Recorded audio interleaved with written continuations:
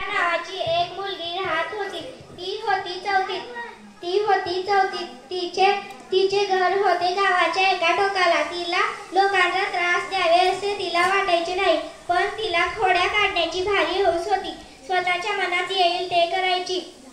तिच्या घरामागे एक वावर होते. तिथे जरा चालत गेले की एक नदी होती.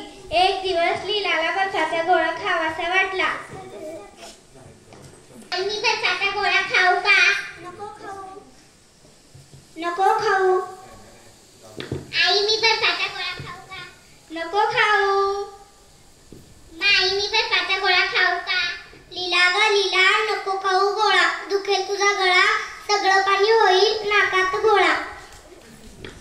आता काय करू, मला तर कोणीच बर्फाचा गोळा खाऊ देत नाहीत.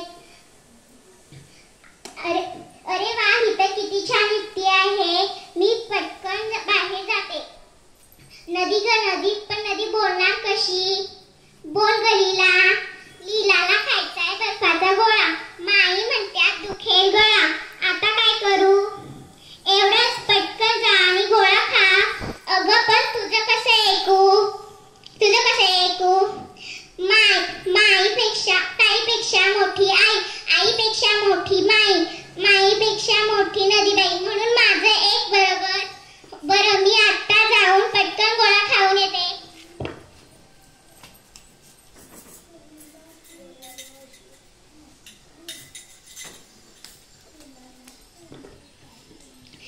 मला खूप कंटाळा आलेला आहे. ताई मी शाळा बुडू का?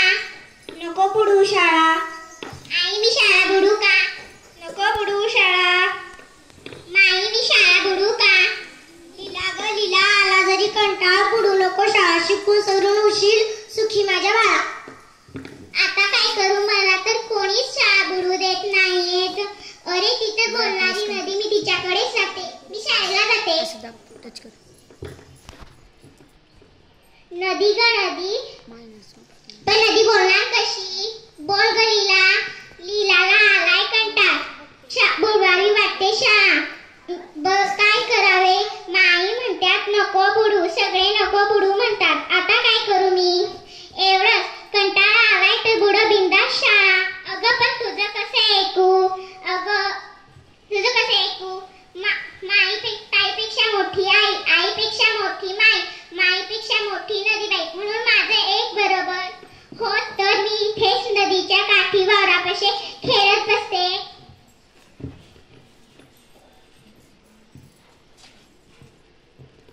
आई माई, लीला तर आज शाळेतच आली नाही.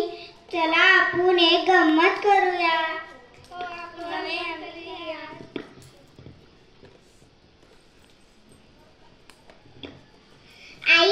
आई मी शाळेला जाते.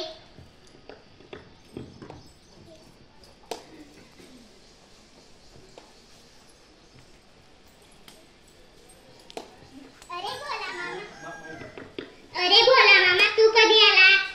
आता चलो. खायला काय आणलास? लीला ग लीला,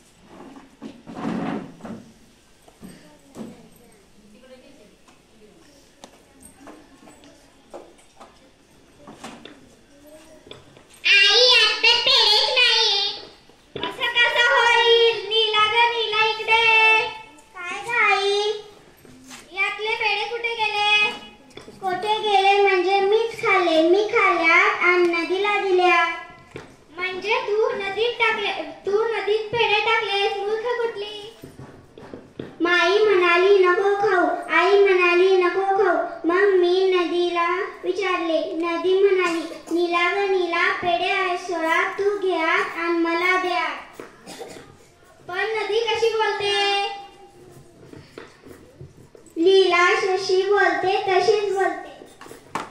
काय ग नीला, नदी तुझ्याशी बोलते? हो, माझी खोडी तर आता माझ्यावरच भारी पडली. आता काय करू?